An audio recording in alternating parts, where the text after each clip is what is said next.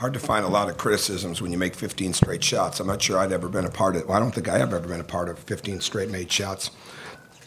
I know in the 2003 NCAA tournament in the old RCA Dome, my Marquette team made 10 straight in overtime against Missouri in the final 32, and I never thought I'd see that again. And different environment, different time of year, but 15 straight's pretty impressive.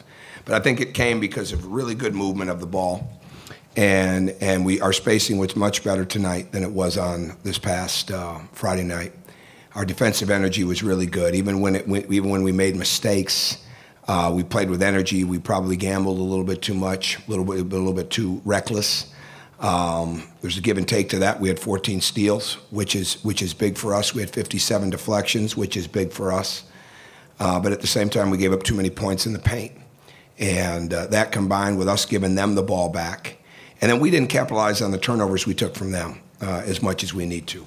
So, answering my own questions, we're finding the criticisms right now. But we can get a lot better. I have no doubt about that. We can get a lot better on both ends.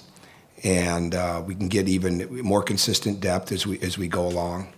And the good news is that we continued to play hard, and we played at a much more efficient clip in the second half.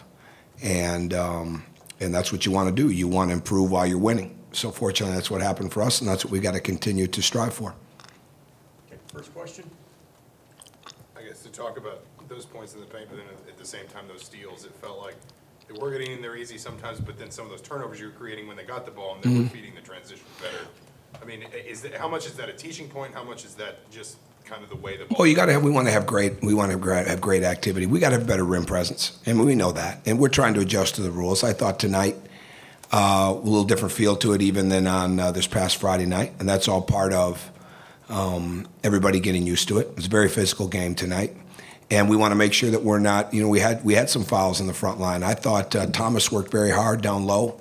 Thought Max did an excellent job. We've got to do a better job defending high load and not let it in as easy as it was, and at the same time come with our digs, and we rarely haven't put a double scheme in yet, but to build it with coming down and being active on the ball. That's what you want. You want to make it really hard for them to get a clean look. Once they're inside, you want to make it hard for them to have a clean pass. And there were times we didn't do that, and they did an excellent job of playing to their strength, which was not only the high-low game, but movement. They're very, very quick. We knew that Friday night's game, so we showed so little of. I'm not sure the team did see any of the Vanderbilt game, to be honest with you. We watched it, but they might have seen some of it. We knew that wasn't the team we were going to get tonight. Dave's too good a coach, and those kids are high-level guys. I mean, the films we had watched of them before was not indicative of the way they played on Friday, so we didn't fully expect to get that at all, and we didn't. They'll be a good team. But for us, it's just continued building that level of half-court defense to where we make it harder for it to go in. Alex? How much was the 15 straight shots, how much was the ball movement key in producing that? Well, I was oblivious. I knew it was going in. JD said something late there, and Jade about the shooting. I didn't really realize it. So that part would be fun to watch, but it was a lot of that. It was the break. It was getting some really good looks on the break. They were playing very loose, but effective and efficient. Loose and reckless is bad. We got that a little bit in the first half, with some of the turnovers. But loose and efficient and really utilizing the whole court is where we're at our best. And that was a product of that. Mike, did you get a good look at Nick's finger? The crowd seemed to... Yeah, that was... my biggest thing was with that, I wasn't going to try to fix it, just make sure he wasn't dizzy and that he was going to be there to kind of help him if he started to get dizzy and not to panic because he looked at it. So, but they fixed it right away. So obviously it was a lot worse. It looked a lot worse than it actually was. It didn't affect his shooting. Had he made a three before he done that? Yeah, 1 for 2. Yeah, then he makes 4. So that's good news. I was definitely excited when they said he's fine. So we don't want to lose him. We don't want to lose anybody, but we don't want to lose that guy. Hey, Coach, and talk about turnovers, and Thomas Bryant, without a turnover, played the 4th most minutes on the team, and also was at the right place at the right time on other deflections that may have went the other way. So Your thoughts on his progress? I thought he made good progress. I probably played him a few too many minutes to where we wanted, and I definitely played James a few too many, but not because they're not deserving, but just in the whole managing of minutes. But Thomas did a nice job, and he came back in after fouls and did a nice job. He played with really good energy, and he made a lot of strides from game 1 to game 2 because I thought he was capable of so much more on Friday night, and certainly his energy is noticeable, and people get excited about that. But I know about the energy. I want to see the efficiency, and I thought he played much more efficiently tonight. Not taking anything away from your first two opponents, but having a team like Creighton in here Thursday before you go to Maui, just how important is that going to be for you? Well, it's going to be very important because they're really good. And I have paid, the coaches told me where they'd been picked in a couple of their polls, and I didn't see that. I mean, but I don't know that league as well anymore, but I know they're good. And I know they can usually score inside and outside, and they put all skilled players on the floor. They run numerous actions and sets. And I think Maurice Watson is really good.